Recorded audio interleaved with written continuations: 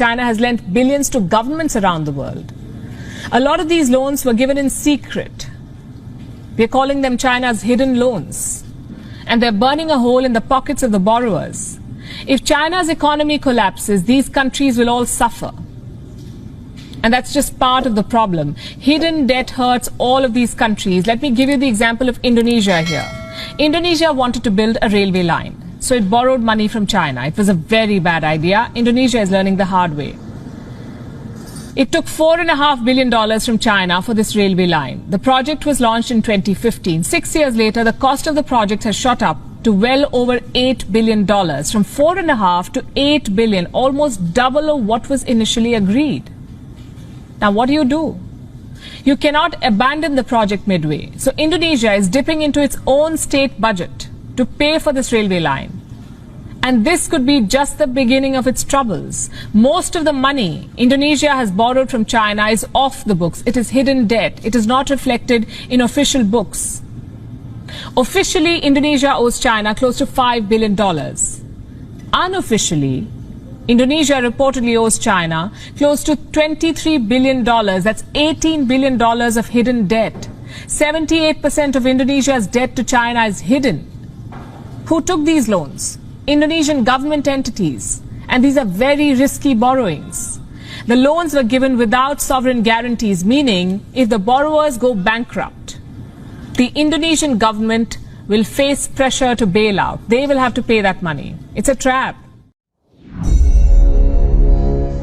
Ketika berita dari India ini menyebar, maka sebenarnya ada banyak pelajaran bernegara yang bisa kita ambil hikmahnya dari informasi tersebut. Salah satunya, mengapa masih membangun dengan hutang dan minusnya APBN atau state budget di cover pakai hutangan. Oke, kita jelaskan kalau pejabat keuangan mengatakan dalam pertahanan argumennya tentunya bahwa hutang Amerika kan lebih besar dari hutang Indonesia, atau hutang Jepang itu lebih besar dari hutang Indonesia. Sesungguhnya kalimat itu tidak salah. Sungguh tidak salah. Itu adalah fakta. Yang jadi masalah adalah banyak masyarakat yang tidak paham dunia keuangan. Maka kalau dilihat secara angka, maka hutang Amerika memang ribuan kali dari hutang Indonesia. Ya bener. Tapi sekali lagi nih ya, tapi hutang Amerika itu pakai dolar, pakai mata uangnya sendiri. Hutang pemerintah Jepang juga besar. Tetapi hutang Jepang terbesar, negara Jepang hutangnya adalah ke lembaga keuangan mereka sendiri. Obligasi pemerintah Jepang atau government bond, lembaga asuransi Jepang, dan lain sebagainya. Alias hutang mereka terbesar adalah dalam bentuk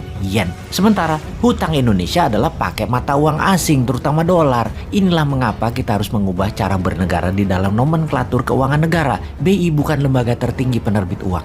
Saat ini, masa pemerintah ngutang ke BI, jadi kesannya negara kurang uang. Sahabat, negara itu tidak pernah kekurangan rupiah. Harusnya BI yang pinjam ke negara. Jadi bukan surat hutang negara namanya, tapi surat hutang pemerintah atau government bond. Kalau sekarang negara ngutang ke BI, coba bayangkan, kok negara ngutang sih? Negara itu kaya. Oke lah, kita nanti detailkan pada saat New Mind pegang mandat. Kembali ke pemikiran negara harus ngutang jika APBN minus, juga dalam membangun harus berhutang, seperti kantor berita India laporkan tersebut. Kita berikan ilustrasi pakai bahasa sederhana, bahasa bisnis sehari-hari dari pengalaman pribadi. Tujuannya agar sahabat mengerti banyak sudut memahami bagaimana berhutang, mengapa di otak pejabat negara hutang itu penting, dan lain sebagainya dalam sebuah serial pembahasan. Dalam laporan media, banyak ghost town di Tiongkok. Apa itu kota hantu? Kota atau gedung ratusan yang dibangun namun tidak ada isinya. Tiongkok memang membangun apapun melebihi apa yang dibutuhkan, atau dalam bahasa umumnya over investment. Namun hal ini memang disengaja. Kita jelaskan sederhananya.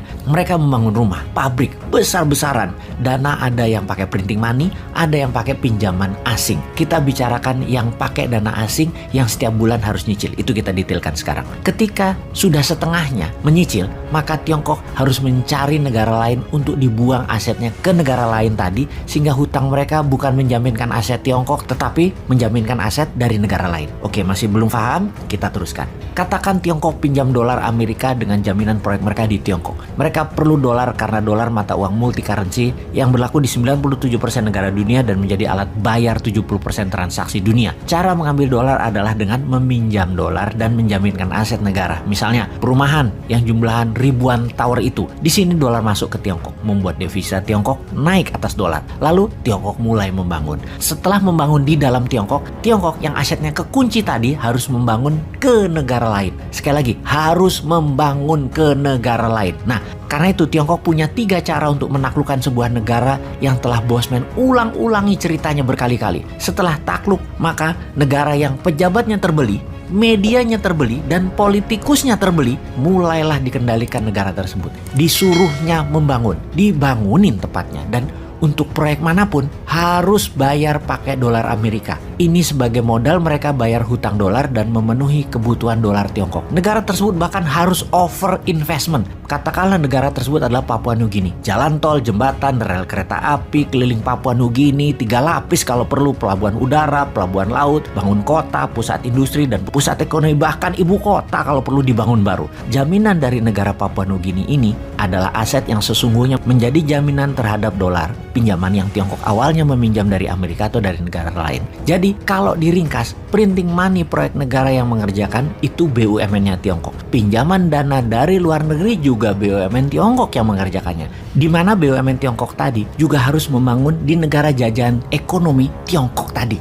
Di mana dolar masuk dari 2 arah sekarang, dari pinjaman Amerika dan dari cicilan negara jajahan Tiongkok. Aset pinjaman Tiongkok bukan lagi aset milik Tiongkok, tetapi aset dari negara jajahan. Itu namanya ekspor debt. Itulah jagonya Tiongkok yang ngerjain negara yang tidak berdaulat, yang pejabatnya bermental cuan, yang terbeli. Tapi pasti bukan Indonesia untuk hal itu. Indonesia mah pejabatnya pintar semua.